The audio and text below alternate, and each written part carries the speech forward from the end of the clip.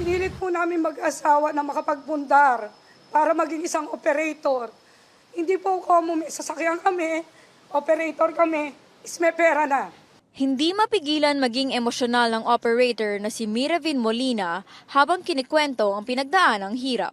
Hindi pa raw sila nag-a-apply para sa franchise consolidation dahil nangangamba silang mawalan ng kabuhayan.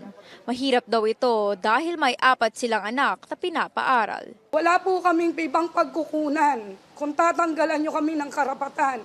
Hindi po pag-unlad ang binibigay nyo sa amin, kundi paghihirap. Sabi ng leader ng isang jeepney group na si Romel Odivilas, hindi kumita ang kanilang hanay matapos sumali sa kooperatiba noong 2019.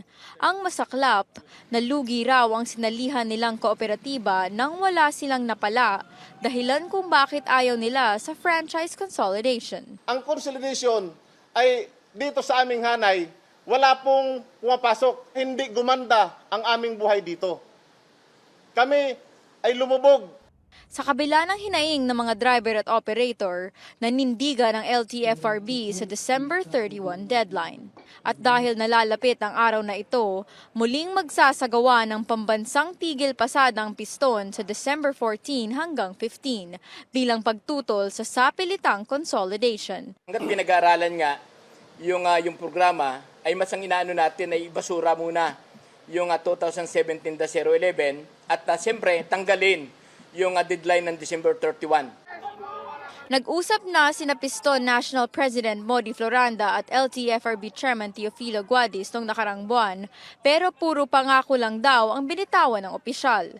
Ang masakit dito, ang sagot mismo ng ating chairman ay muli nilang pag-aaralan yung ating mga demand. Ibig sabihin nun ay hindi konkretong niresolba ng DOTR ng LTFRB yung fundamental na suliranin ng mga driver at mga operator. Tiwala si Floranda na mapaparalisan nila ang buong pampublikong transportasyon sa Metro Manila at kalapit na mga lugar. Halos 100,000 miyembro ang inaasahang sasali, kabilang ang mga kaalyado nito sa Central Luzon at Southern Tagalog. Naunang sinabi ni Guadis na hindi kailangang tapusin ang proseso ng consolidation sa December 31. Ang importante raw ay ma-file ang mga dokumento para gumulong na ito. Pero hindi kumbensido rito si Floranda. Hindi tayo magpapile. Alam natin na kapag hindi tayo pinayagan ng January na tayo ay makapagserbisyo, ay magdudulot ito ng matinding crisis sa usapin po ng ating public transport.